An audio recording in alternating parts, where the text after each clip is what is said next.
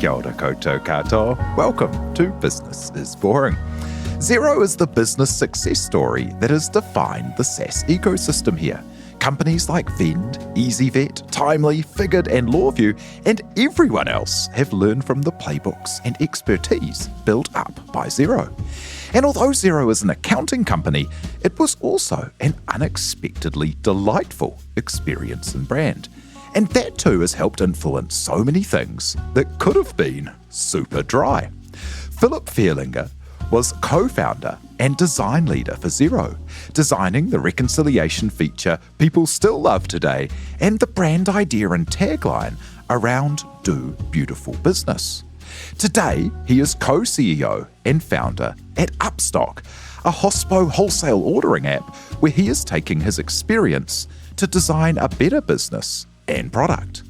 To talk his path from the US to New Zealand, the Xero journey, including a recovery from the highs, and Upstock today, Philip joins us now. Tanakwe, hey, thank you for being here. Thank you very much. Awesome to be here. Hey, so this is very exciting for me as your work at Xero was hugely influential to a lot of the stuff that we did at Vend, both as like a brand and a product and the way that our company operated. And a lot of the people that you worked with gave so much kind of time and helped us all kind of learn from what you're up to. So yeah, just at the top there to let you know that it's this is a fan session. Thank you. And I have to say that we were also heavily inspired by what you were doing.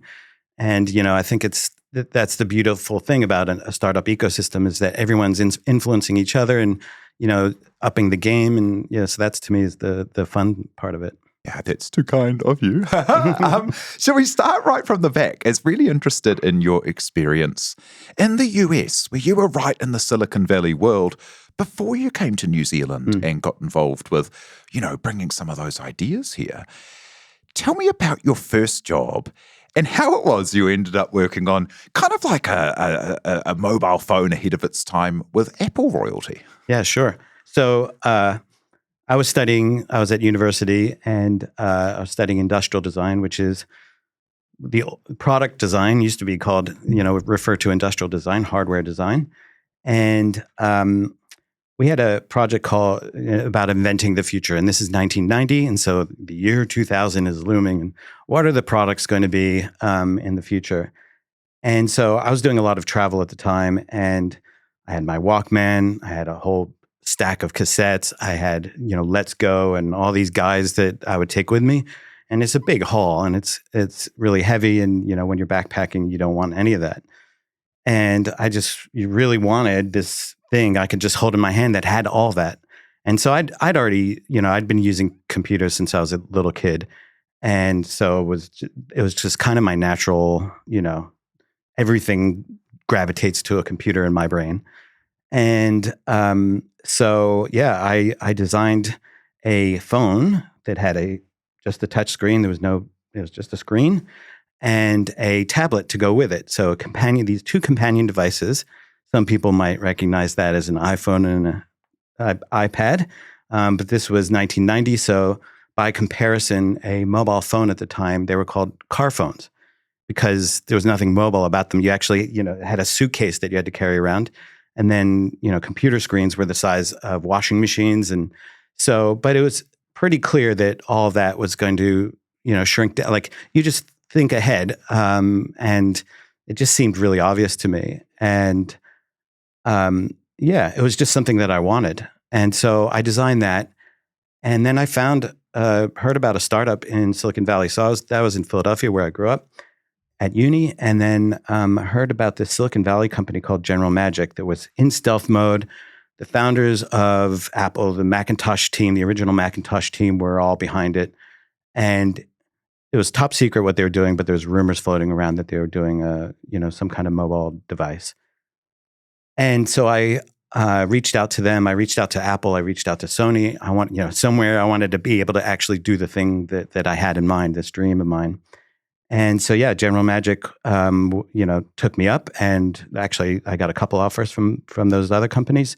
And General Magic was like, I get to work with the gods of Silicon Valley, making this device absolutely no brainer, and moving to San Francisco and being in the heart of Silicon Valley. And so, yeah, it was an absolutely incredible experience. And so there's actually recently, a couple of years ago, an amazing documentary came out about it called General Magic the Movie, and highly, highly worth watching. And so the company ultimately failed. And we were working on an iPhone and an iPad at that time.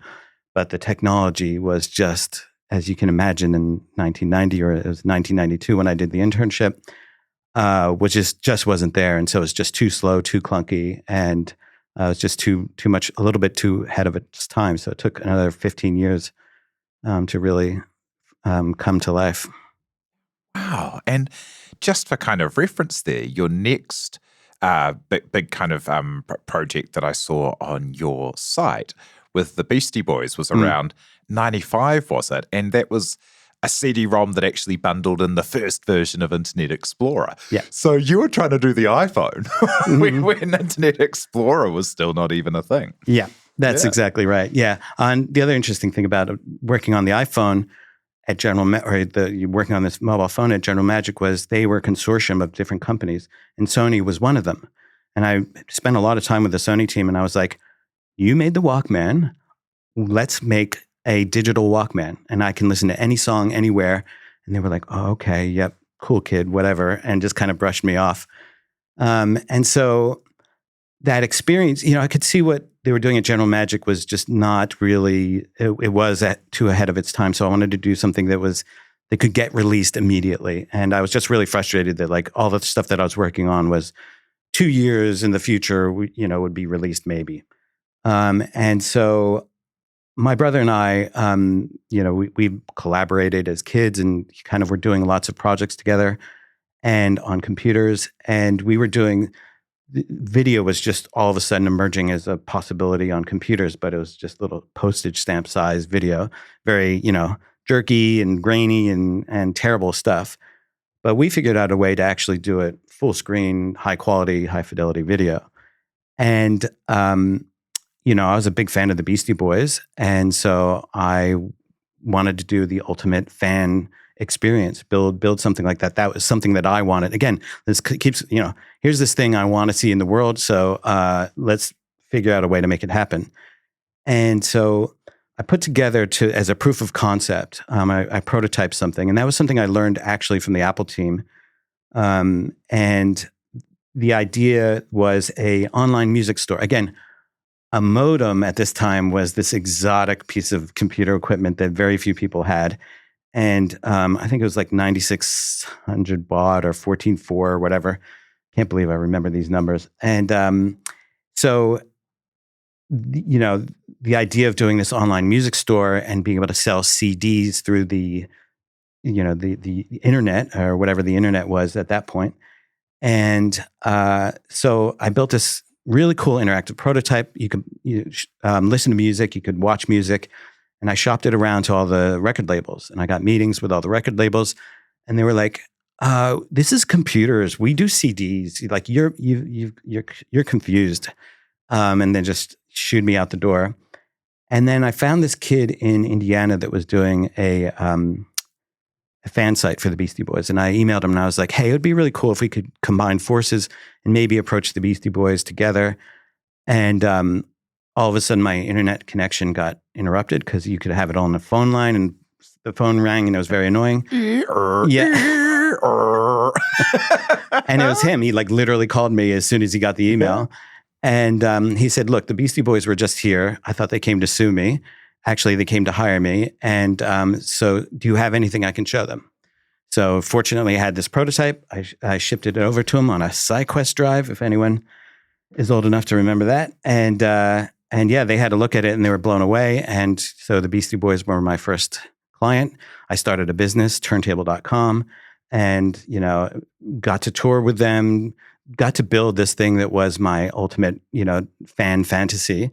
Went down to their studio. We, again, because of this relationship with Apple, we got first access to QuickTime VR. So it was the first commercially available VR platform.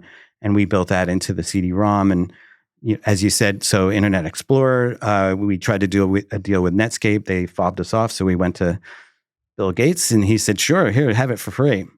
And then it had all kind. It was just breakthrough in every possible way. And yeah, it was pretty amazing.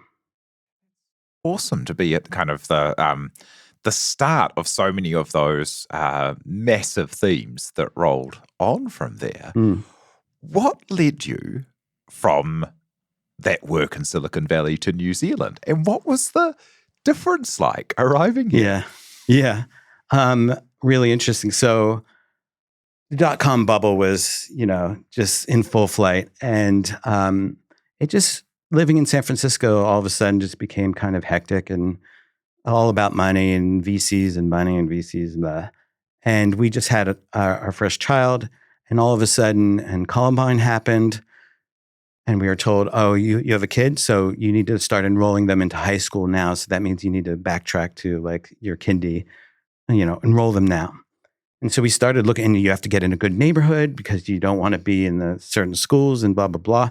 And, these schools all had metal detectors and guards. And it's just like, no, I do not want to live like this. Absolutely not.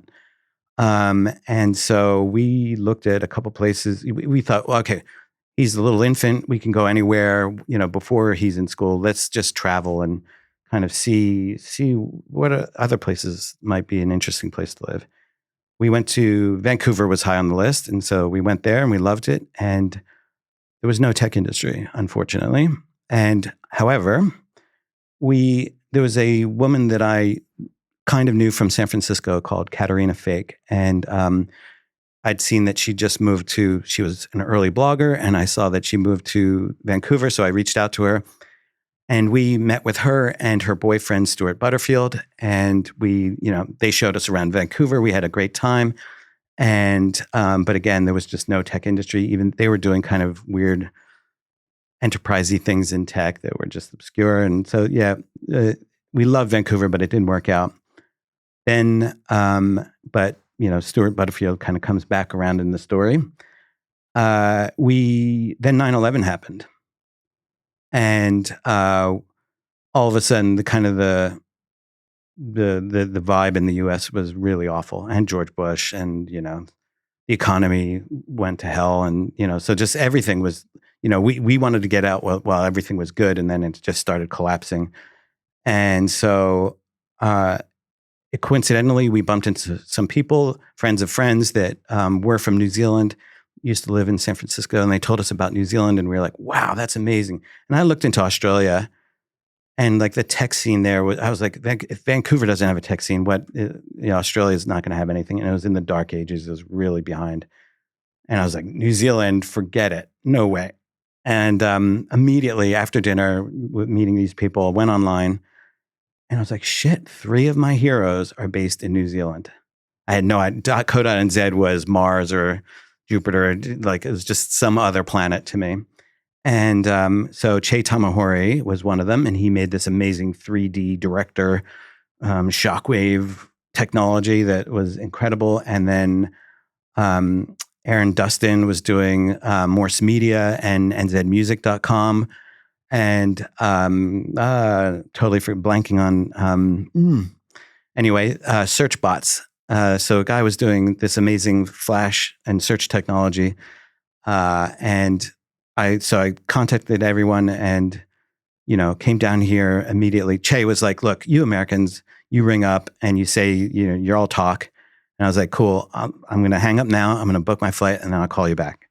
And so I did, and came down here and was really, really blown away by New Zealand, by the people, by what the talent here. It was absolutely mind blowing. I thought I was coming from, the mecca of digital technology, and I was really floored what was happening in New Zealand. And Kiwis had no idea how good they were. It was astonishing. And so we ended up here, and my wife and I, to this day, it's the best decision we've ever made. So that was 22 years ago. So cool. And, Xero, that, you came to co-found in Wellington. I mean, that was kind of the second or third rodeo for a couple of the kind of other founders of that company. Rod Drury with Aftermail first, like they were already established and experienced tech entrepreneurs, So that's kind of cool, hey? Like not knowing kind of New Zealand had a scene, but there's these, small group of people, your Rowan Simpsons and a few people, your Sam Morgans and stuff who've been through a couple of rodeos by that time. Tell us about how you came to be a co-founder at Xero. Yeah, so interestingly, so this is where it gets back to Stuart Butterfield. So he ended up, after we left, a couple of years later, he started a company and it was doing a game called Game Never Ending. And quite frankly, I hated the game, but there was this feature in the game called Shoebox, where you upload your photos. And I was like, this is the coolest thing I've ever used. This is brilliant. Please just do this. Like, forget the game, do this. And I think, that certainly was, I don't think that was just my advice. I think a lot of people were giving him that feedback. And so they ended up founding Flickr. And so Flickr was the first real online social media company, first online SaaS business. It really kind of set the template. It was the Web 2.0 kind of front runner. And as soon as I saw it, so I was working at a web agency. We were doing amazing work. We were doing newzealand.com, and it was incredibly fun. But we also had lots of government clients, and I was just like, no. I can make a product now online, so I'm going to do that. And had some ideas for a product, an education product, kids peer-to-peer kid learning platform. And so I put together kind of a pitch. And the problem was that nobody in New Zealand there were no startups. There was no software scene. TradeMe still hadn't sold at that point. So TradeMe was a tech success story, but, that was kind of, it was a bit of a fluke in a way. Like it wasn't, it didn't establish a scene at that point. And then I stumbled across this blogger that was perfectly aligned with exactly what I was thinking, how I was thinking about startups, about technology, about business. And so I emailed him and I said, hey, I'd love to, pitch you this idea. We met up for lunch, hit it off. We were like finishing each other's sentences. It was just like this kind of magic moment. And then he was like, okay, let me pitch you an idea, accounting 2.0. And obviously it was Rod that, I was having lunch with. And I was like, yep, I totally get it. Because the one thing that I'm daunted by, considering doing a startup is the finance side of it. And I've used all the, QuickBooks and MYOB, and it's my absolute nightmare. The worst thing I could possibly imagine is dealing with that. So I was like, yeah, cool. All right. And he had a background in accounting so at this point, TradeMe had just sold and he was he was a director of TradeMe.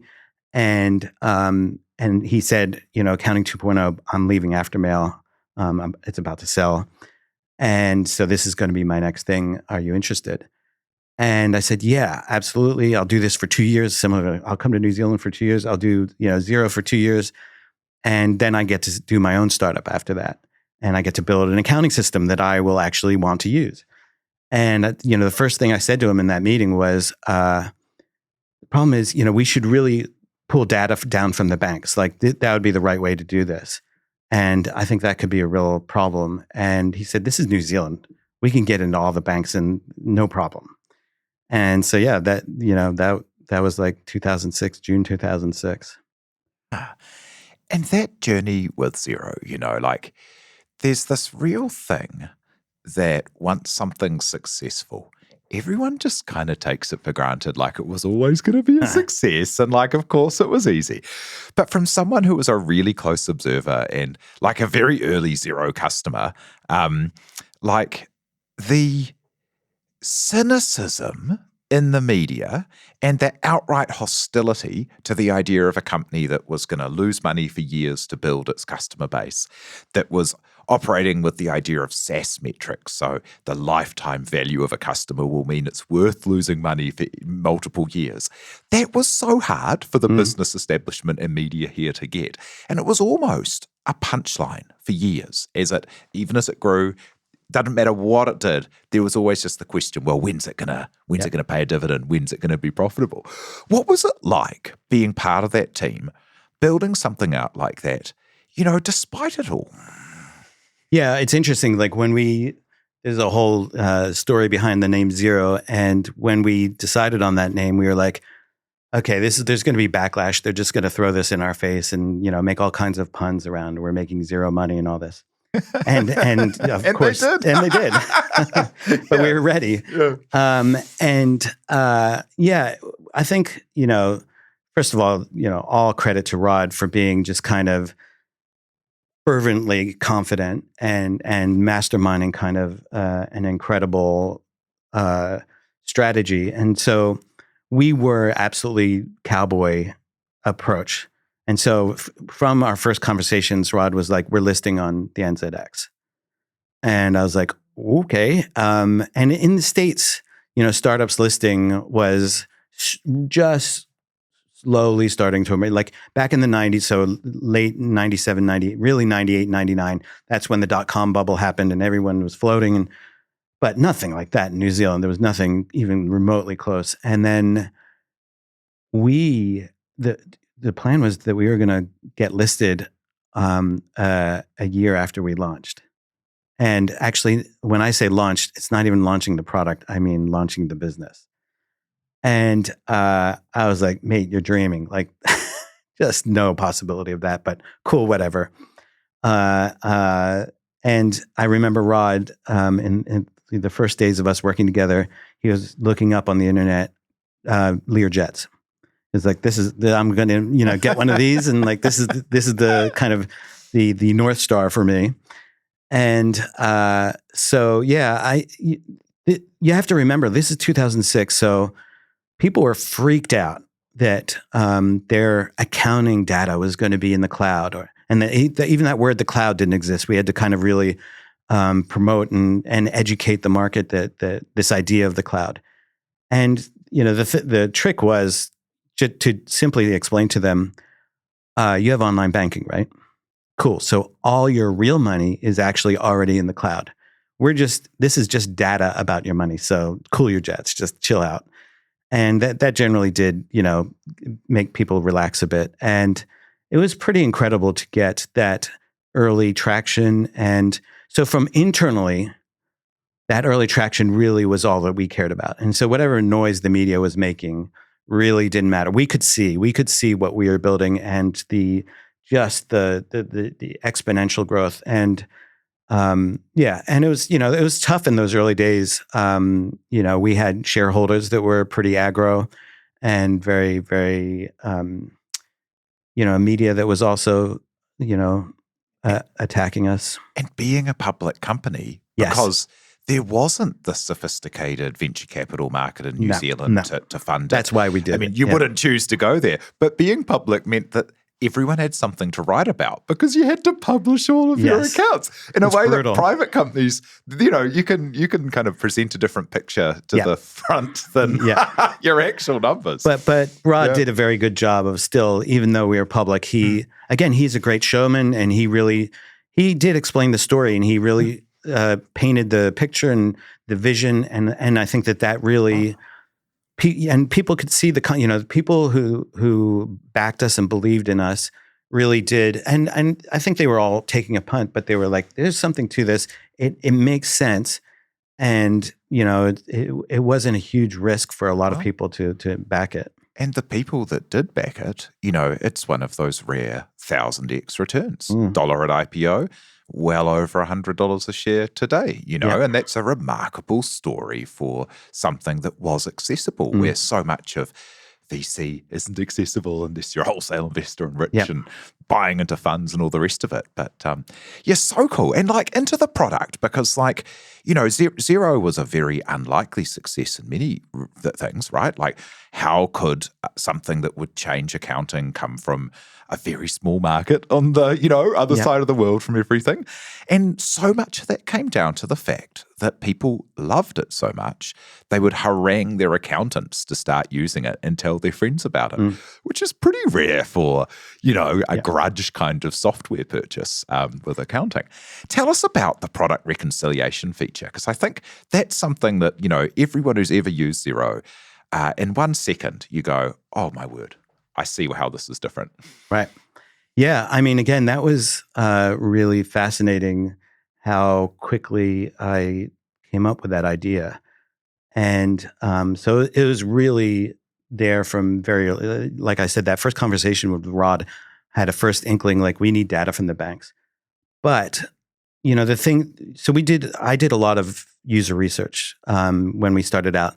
And both Rod and Craig's CTO, were giving me like death stares because I just spent day after day talking to customers, and they're like, "You're supposed to be designing stuff. Why aren't you on the computer making pictures and graphics and stuff?" And I was like, "Because I need to figure out what we're going to do and how we're going to do it. That's why." And so I looped them into that process, and so I spent weeks putting sticky notes up on the wall, just trying to figure out, who are we working for? Who are the players? Who are the users? How they interact? How does it all work?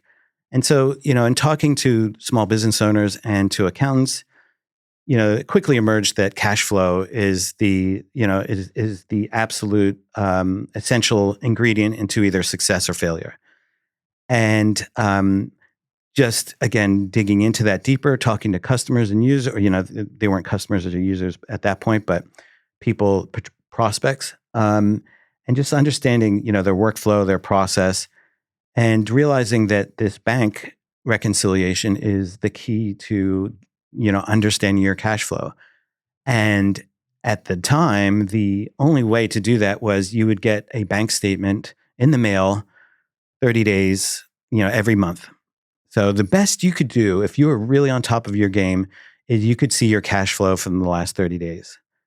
And we thought that was absurd. And then the reality was that people hate it because, the other real kind of strategic objective of ours was existing accounting software was designed for paying taxes. That was its fundamental purpose. Make sure that you pay the right taxes. Nobody goes into business to pay taxes. And this is why they hate accounting, because they lose at the end of it. It's just all bad. It's all pain. And so we wanted to build software that was designed for business. And accounting was just a byproduct. So it would automatically figure out your taxes for you. But, understanding running your business was the core function. And so that cash flow component was absolutely critical. And the reality was, even though people, at their best could be doing it once a month, in reality, they were doing it once a year, which is disastrous for cash flow. You have no idea. You're flying blind. You're making a mess, just a train wreck of financial decisions. And at the end of the year, you can't make sense of what happened. And so it's just kind of all a spaghetti of bad decisions that you can't undo. It's too late. And so we wanted to make it as real time as possible. And so this idea of bringing in bank data and being able to do that in real time was fundamental in my view. And then again, there's this stigma of accounting. And so everyone hates it. It's painful, tedious. So how can we flip that? And, just thinking about it for a second, like most games have some foundation in money. So Monopoly, like the most popular game in the world, is a money game. And so how can we bring some of that to this? How can we make it? And at the time, our kids and I, we would play Star Wars Lego, and it's a really collaborative game. And I was like, there's something I want to bring that. This is a collaboration between accountants and small businesses. How do we bring that same sense of collaboration that Star Wars Lego game had? And my son was 3 at the time, and every night after work, he'd insist that we play memory game, the card game where you flip, you have a deck of cards, there's pairs, and you flip them all down. And then you have to flip cards over and find a matching pair. And I reluctantly, would just, all right, fine, let's play it. But as soon as you get going, you can't stop. As soon as you find a match, it's just this dopamine hit, like, oh, I won. It's just, you could have won the lottery. It feels like, I'm a genius. I did this. I mastered this. And so you just get hooked in and you just want another. You want another dopamine hit. And I realized this is a bank reconciliation that we're doing. We're taking transactions from the bank, our numbers from the bank, and matching that to the numbers in our accounting system. And if we could do that automatically with a press of a button, if all somebody had to do was click OK, and the computer does all the pattern matching for you, then that seemed to me like a magical way to do.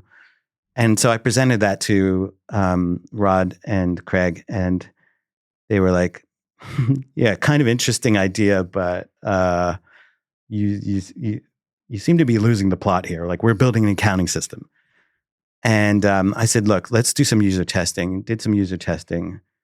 And I didn't know. I thought maybe I'm really fucking this up. And like, I've got it all wrong. And so I needed to do user testing to just understand. And shit, people came in and they were like predicting exactly what would happen next. And it's just astonishing. And fortunately, Rod and Craig, I brought them we had an office not much bigger, tiny little bit bigger than this. And so everyone was in the room and they could overhear the conversations. And then Rod and Craig were like, oh man, that's amazing. People said to us, they were like, when can I sign up? This is amazing. I want this. I'll sign up now. And we were like, wow, that was incredible. And that happened the first time. And I was like, yeah, first time lucky. Let's see. And we brought in 6 people and all of them exactly the same. And then Craig was like, that's too hard to build. Are you kidding me? We didn't have the terms at the time. You're talking about AI and machine learning, and we're trying to rush to get a whole accounting system out the door. You're talking about one little component of it. And I was like, I know exactly how I've done a lot of coding in my days, and Craig did not take kindly to that. And so they said, no, absolutely not. You have to, do something that we can build. And so I designed something that we could build, brought people in for user testing, and they were like, can I go now? Why are you forcing me to do this? I hate this. And again, person after person. And so then we had a huddle afterwards, and it was just like, so which one do you want to do? Do you want to do the one they hate, just like every other piece of software, or do you want to do the one they love? And so it was a pretty, easy decision at that point. And like such a turnaround from, a terrible experience of trying to find your receipts and highlighting things and sending boxes of, things to your accountant and everything being 3 months late because accountants for some reason operate 6 months to a year later than when you actually need to know information, and that's normal. Like just that kind of like absolute flip and that moment.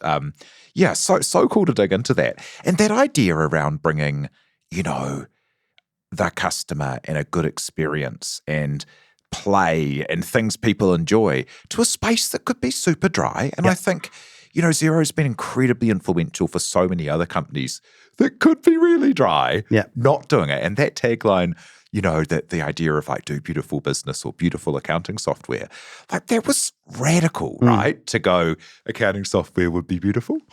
Yeah, and that was absolutely critical. That we had to change the perception. And we needed to change people's behavior so that they would actually use their accounting system and they would be engaged. And to get any attention, like another accounting software, like when we started out and people would say, hey, so what do you do? I'm like, I do accounting software. And they'd be like, oh, okay, you can just stop right now. Like, I don't want to hear anymore. Like looking over your shoulder for someone new to talk to. Yeah. And so we really had to find a way to flip that. And so we had to inject fun into it and be cheeky and playful with everything that we do and really design it to be a like consumer-like experience so that it has playful branding, it has color. Most business software is pretty monotone and very serious and stodgy, and especially if it has anything to do with money. And so we really had to, get people's attention, and we had to turn that perception around of this is something I hate to this could be something fun. And what was really interesting is that we started exactly when Twitter started.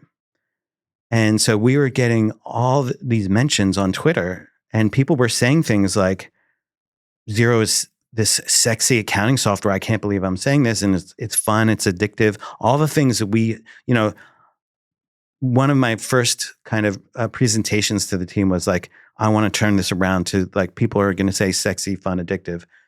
And then to hear actual customers using those exact words was absolutely mind blowing. Just, I thought I was kidding myself, that we'd be able to do that. And then early days, it started happening. And so the thing about that, I quickly realized is that us saying fun, sexy, addictive, nobody will believe us. It'll just be like, oh boy, you really, think a lot of yourself. But a customer saying that, and they're not saying it to us. They're just proclaiming this out on Twitter and just sharing their kind of newfound passion. And that idea of amplifying the voice of the customer, that it's not us talking about ourselves, that it's our customers talking about us, that is so vital. And then that idea of injecting fun into everything we do. So we started doing our own roadshows and our own conferences, and we made sure that these are parties. You made bookkeepers into rock stars. Yeah, exactly. Yeah. That's amazing. And it was a movement. It was a cult movement, and it was absolutely incredible. And it's interesting. We're starting to experience that now with Upstock. I was just here at a show. We did a trade show, and to have that cult-like people coming up to you and saying, "Oh my God, this has changed my life. This is amazing." And so I'm just getting those feelings again, getting that kind of feedback again is absolutely phenomenal. Awesome. And we'll be back in a moment to talk exiting and decompressing from Xero, Upstock, and what's next.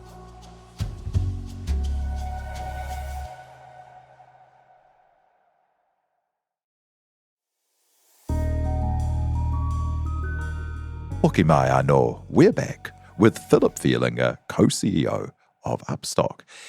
Now, we've covered the highs there, and so interesting to hear about the process behind some of those ideas that have been so influential, I reckon. Tell me about how stepping out of Xero, though, led to a period of really kind of decompressing from having been part of something so all-consuming and such a growth journey. And then where does that leave you when you decide to step out? Yeah, it was an incredibly difficult decision to make. And kind of what triggered it was we'd been growing just absurdly fast and large in terms of the team. And so in the previous years, we'd grown from 150 people to 300 people, so doubled. And that was extremely hard. The following year, we grew from 300 to 600. And I just thought, oh my God, this is because, bringing on that many people, new people into the business, having to explain everything. And then the following year, we went from 600 to 1,200 people. And that level of growth, and I was flying to San Francisco. So we had cities all over the world, and I was flying to San Francisco and Melbourne, all over, and just, beat down from jet lag, just had permanent jet lag. And the exhaustion of the having to assimilate that many people into the business and help them understand what we're doing, how to do it, and then, get them aligned. 600 people that are brand new, and it's like chickens with their heads, cut off. It was quite challenging. And the people that were coming in were just kind of, it was shifting from that entrepreneurial startup, I'm taking big risks here, but I think it's worth it, to more corporate people that were like, I'm used to flying first class, and, I have big teams and big budgets and, corporate shit. And you go from the pirates to the reliable people. And yes. It's a culture change. Yeah. And I was just like, and I was caught in the middle. I was, we were a very flat company, and then all of a sudden we had this C-suite. We had, a few C people. Then all of a sudden we had it felt like 20 C people. So, chief this, chief that. And it was a very different culture all of a sudden. And then there were people, in the trenches that were really confused, really, struggling. And there was this disconnect between those two cultures and I was trying to, be the go between those. And yeah, it was really challenging, really tough. And and I felt like I still had so much to do. Like there was so much, opportunity, and it's still a phenomenal. I was incredibly thrilled with the team I was able to build up, and it was my dream team of designers and engineers and creatives. But I just was like, I'm hitting a wall here, and so I took 3 months off, and I wanted to decide, is this burnout, or is this, am I ready to move on? And so I did a bit of everyone called it an Eat, Pray, Love tour. And so I went to Mexico, where my brother lives, and learned to surf. And I went on a camping trip with the family down the South Island. And then I went to a meditation retreat. And, my takeaway from that was, as I started to and I completely shut off. I did not pick up the phone. I mean, I didn't pick up the phone to do work. I really shut off from work completely. And then as I started okay, can I get back into this? I was like, fuck no, no, this is chaos. And I'll just it'll just tear me apart. And so, yeah, I made the really hard decision to leave. And I thought, cool, well then that's over and done with. And I can sit back and chill now. And I spent a lot of time learning to surf and really just getting beaten down by waves and loving it. It was very therapeutic to just get pummeled by waves. And I got a life coach, and that was incredibly therapeutic, but it was still this I was not ready for it. This process of detaching. My whole identity was wrapped up in Xero, and my whole day, my whole everything, my routine, my mode of thinking. And so, I wanted to spend more time with the family, and that was amazing until my wife was like, you can get a job now. That would be, I think you're ready. She was sick of having me around the house, playing puzzles and just surfing all day. And I felt really restless. After a while, it was really good. And I was still frazzled. My sleep just was shot. And it still is something that I have to really protect my sleep. I think that permanent jet lag just never is something that I just need to be very protective of. And then I was doing investing in various startups, and I was advising various startups. And that was really, really exciting and awesome to be able to pass on my knowledge. And I got involved with the university, Massey, a little bit, and just wanted to, I was like, I've got all these, experiences and ideas and skills that I'd love to share with everyone. And I even started a podcast. And then the startups I was working with, it was really, the ones that were doing well was really thrilling. And then the ones that were floundering is really frustrating, because it's they come back to me with the same problems, week after week, month after month. And I was like, we talked about this, here's, and they just would, tread water. And it was really frustrating. And I was working with some really, very new startups that, have not emerged. And then, but a lot of great startups. So StoryPark and Millinote. Deputy was at that point was a huge company already. And so it's everything from early stage to late stage and scale ups. And then, yeah, a friend of mine approached me about, he's heard I'm doing advisory stuff and had he didn't just have an idea.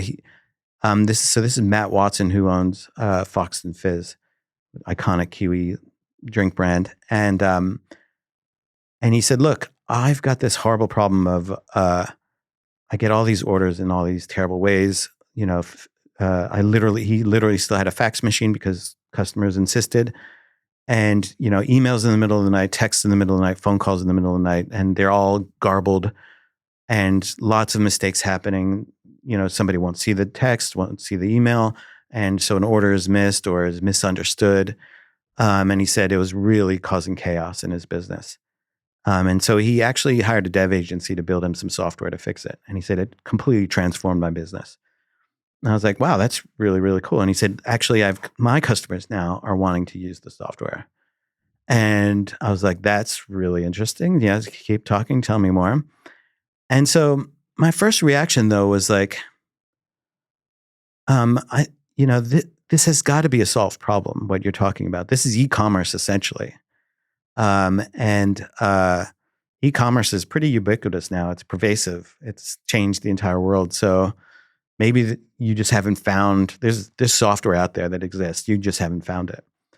And so I dug around to find some software, and there were just, there were inventory systems. So my first instinct, because out of Xero and inventory system, I was like, they must have functionality to do this. And they did, but it was an afterthought. It was like a bolt-on, maybe we can make some, additional revenue from this thing that just kind of is half-baked.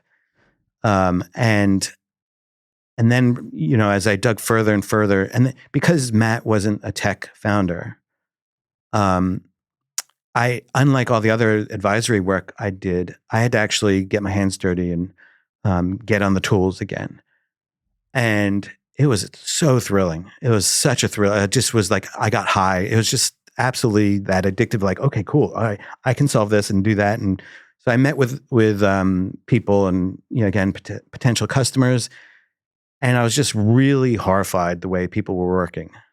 That they were, these are businesses these are food and beverage businesses, hospitality businesses that are eking out margins. And they are working in these ways that takes hours out of their day, doing silly admin stuff that's breaking their business. Is actually, they're shipping the wrong things, which causes all kinds of waste in terms of food waste, in terms of delivery miles that they have to redeliver things and pick things up. And, the business obviously is paying for all of that. And it's just craziness. And their tools are literally medieval tools. So they have diary books that they're writing in. It's like a scribe in the corner. Yes, exactly. Like a scrolling parchment that we're, Yeah. And they would write in these books, and they'd have highlighters, and it was all coded, color coded, and these are hundreds of orders that they're taking in a day. And then they transfer that to a spreadsheet, and then they transfer that to the accounting system.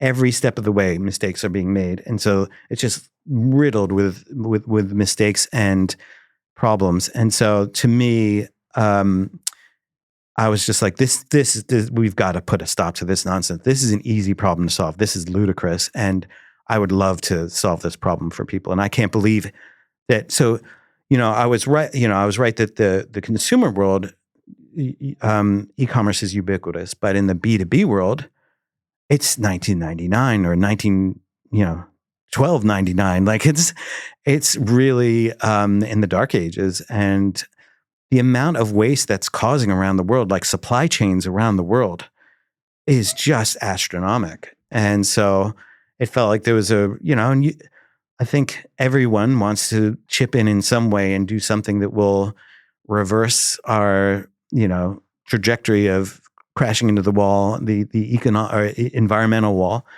But it is this helping make these business both environmentally and economically sustainable. It was just the fundamental purpose that we were striving for. And food and hospitality are kind of, they're the essential things. Yes. They're the things that really matter. But so many people in those spaces, they're passionate, they're enthusiastic. This is like their life's work. They're not necessarily kind of business systems, process optimization, kind of people. So the amount of positive impact you can have on their day-to-day in terms of like not doing stuff they hate, but also make it viable for them to be in business and, express their creativity. And all of these kind of smaller businesses in hospitality and food, they're like the character of a country, right? Yeah. Otherwise, you've just got the mass-produced chains of food and service. That's exactly right. And that's what really drew me into it was, talking to all my favorite restaurants, talking to all my favorite food and beverage brands, and that they all needed help, and I could help them. And they make my life a joy on a daily basis. And wow, this is a great opportunity to work with them. And so, you touched on something really important there, which was at Xero, we had to make it fun and cool and interesting. And we have the reverse problem here, which is these are fun, cool, amazing brands, sexy. There's, food and beverage. Everyone loves it. Hospo, everyone loves to go out to eat. So that wasn't the challenge. It's the business side that's the challenge. And to really get them to pay attention to what they're doing. And it's not, the reality is that computers really should be doing a lot of this stuff. And so it really is about automating, just getting rid of, the double, triple, quadruple handling. And so, we're a B2B marketplace and e-commerce platform. So that means that we're connecting a buyer and a supplier together. And so right now, everywhere around the city, still to this day, still pen and paper and spreadsheets are our main competitor. And so if you go into any bar, restaurant, cafe, you go in the back room, there will be a piece of paper stuck up on the wall that lists, hand scrawled, all their suppliers. And it'll be like, Jane, phone number scratched out. No, it's John. It's now this number. And so it is this absurd way of doing business. And to train new staff members is incredibly difficult. And the turnover in hospitality is brutal. And so training somebody up to figure out all that, decipher everything is no small feat, and time consuming and pointless, absolutely bloody pointless, because they could be, if they have it all on their phone and they just tap a button and place the order, that order is coming from the supplier's catalog. It's their digital catalog of what's in stock right now, the exact product code, the exact full description of the product. You can't make a mistake, really. And then the supplier on the other end doesn't have to do all the admin of, what did you say 6? Okay, 6 of those, and they'll put it in. And they wanted 6 cases, not 6 bottles. And so now they're short. And now they can't actually, the menu is short. And so it's really making all of those things disappear. And that is, to me, so design and technology, the technology should be invisible. Nobody should, I hate technology probably more than anyone. It fails all the time and it makes no sense all the time. So if we can get rid of that and make it this magical thing that you click one button, and that's, a light switch is the ultimate technology. I just walk in the room, flip a switch, and boof, lights come on. I don't need to know how incandescent lights or, vacuums, the grid, the power grid, and how electricity is generated. I don't need to know any of that. I flick a switch and a light comes on. And so that's the objective of great design, is to make it that simple. And that you don't even think about it. It just happens magically. What have you done with this journey as a CEO, co-CEO and co-founder to design in those kind of ideas to how the company works? That's a really cool opportunity from having, been part of so many companies to be able to then make that move. And I don't think there are enough people who come from design and brand and marketing who become CEOs and Amen. board people. There could be so many boards right now where getting some design thinking, some marketing and brand thinking on could change their trajectory. But for some reason, it's not something that gets put there. No, it's an afterthought. Yeah. And it's really the last thing, we've done all the hard work. Now you just make it look pretty. And that still is pervasive, even though Apple, the most successful, most valuable business ever created in humanity, is design-led. Is their success and their competitive advantage is all about design. Still, people have not gotten the message that design is the way to change people's behavior, to make products that people love. And it's a shame. It's really, it really breaks my heart. And so that to me was, it was interesting. So when we started the business, when we I decided to, actually do Upstock. I was still like of the mind. I knew that the business needed a CEO, and I was like, cool. Like part of me was like really hankering to do it, and I felt like I could really do this, but I was really guarded about my burnout, and I was like, this being a CEO is completely all consuming. And I don't think I'm ready for that. Like I was still surfing a lot. Like it was just like to switch gears like that was, not super exciting. And so I contacted Duncan Ritchie, who he and I worked together really closely at Xero. He was chief product officer, and I ran the idea past him because I just wanted a sanity check. I was like, I think this is absolutely amazing opportunity, unbelievable that nobody's doing it. But I just wanted to hear what he thought, and if he was interested, if he thinks it's a good idea, would he be interested? And yeah, sure enough, he thought it was a great idea and he was interested. And then we, like, in terms of forming the company, I, realized that I don't want to just walk away from this. I feel like I have a hell of a lot to contribute to it. And I already felt some ownership in it. And so I felt that a co-CEO arrangement would be really, could be an amazing way to go. And so that way we, and it's been, and the thinking behind it is that it's a very complementary pairing. So Duncan is very analytical. He's very operational. He's, with finance and legal, he really gets into the weeds. And then, he's also great at product, obviously. And then for me to bring, that user experience, the brand experience, the go-to-market, how do we actually get people excited about this? So that pairing seemed really powerful. And so, I think that that's a great way for, people to bring design into a business, into a platform. And it's made, a huge impact, obviously, on our business. And it's been a phenomenal combination. What advice would you have for people who are interested in, who are trying to make a case for, that feature that's really hard to build, but will kind of change the trajectory of an idea, or, being the champion for the customer experience in places where it's currently forgotten? Yep. So, my main advice is to dream big, start small, and stay humble. And so the dream big, it's something I'm just always shocked that people don't. My first instinct is, what is the magical solution? What is the game-changing, the world changes fantasy version? Start there, and then you can work your way backwards. If you just start with, like, what's the next least amount of work that I could do, then you're going to go on a very different trajectory that's just kind of patching things together, and you won't see the promised land. You won't see a better tomorrow. You'll just see, a better second from now.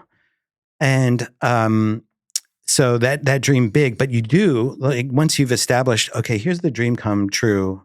And this is for, a product, for how you want to form a company, how you want your life to be, where you want to live in the world, what you want to do with yourself. Dream big.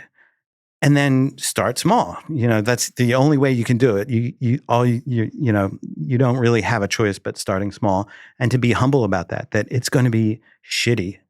Your first few steps are just going to be awkward. You're stumbling through it. It's messy. It's confusing. You don't know what you're doing. You feel like an idiot.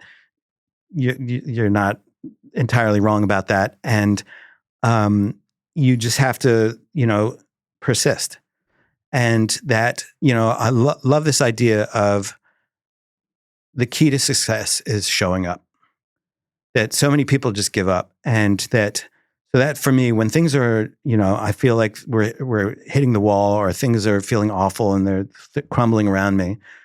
I just all I can do is show up, and that's important. Just showing up is so incredibly important, and keep it basic. And so there is a bit of this weird hype in Silicon Valley and startup culture, which is like the heroic founder or the heroic startup people that work 80 hours a week and they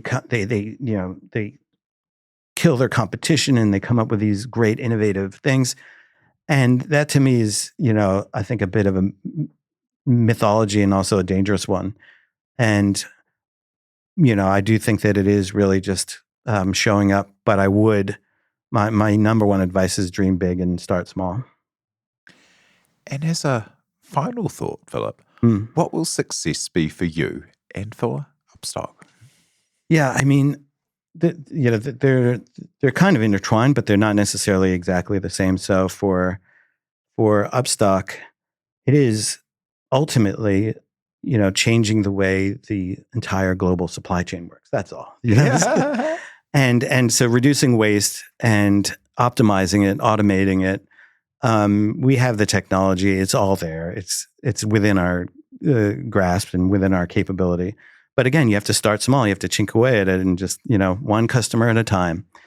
And then for me personally, it's interesting when I left Xero and I wanted to give back and so I was helping these founders and I wanted to teach at university and I thought that would be a really great way to give back.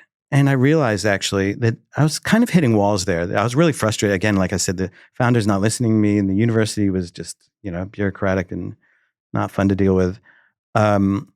I realized that actually starting a company is the best way to, help transfer this talent or skills and experience knowledge to other people in the team, and that they'll go on to found great companies. And in the process, we will transform thousands and then millions and then maybe billions of businesses around the world.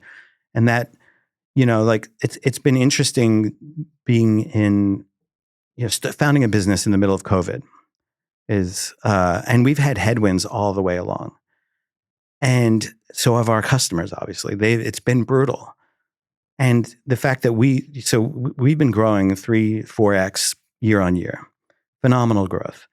And we're helping our customers. The reason we're doing that is because we're helping our customers do that we're helping them grow and we're helping them optimize. So keep their costs down and win new customers. And so that to me is passing it along. And so, when I, run out of energy, like so I still find a balance. So I still surf, I still, travel, I still wanted, and that was, when we founded the company, the first thing we did was create our values. And that was something that we did quite late at Xero. And it was kind of not a typical idea at the time. And so it was really establishing the blueprint. What are the rules of the company, the world, the universe that you want to, create? And so redefining success was one of the principles that we established, that we don't want to do the 80-hour, kill ourselves, burn out, that we want to do this, go slow to go fast. And that we want to look after each other and make sure that we're, taking care of ourselves and our well-being, and that so one of seek joy and purpose. And so that to me was when I was at Xero, was kind of I was inducting new staff, and I said, your job is to make your job the coolest, funnest, greatest experience of your career. And that, so that's baked into our company. And that is really, that is still what I pursue, is like, how do I find joy and purpose? But with that redefined success. So like, I don't have to do it by the playbook of, startup insanity and we can do it a different way. And we're always inventing it. And it's really amazing to be able to live your dream. And but you first have to dream it, and then you can live it. Love it. Hey, thank you so much, Philip Fierlinger, co-founder at Xero and at Upstock. Kia ora. Kia ora. Thank you. Hey, so thank you so much to Philip, to you for listening, and for everyone who helps make this happen, like our producer, Te Aihe Butler. Do follow Business is Boring wherever you get your podcasts, and be sure to rate and leave a review if you like what we do. E no hora.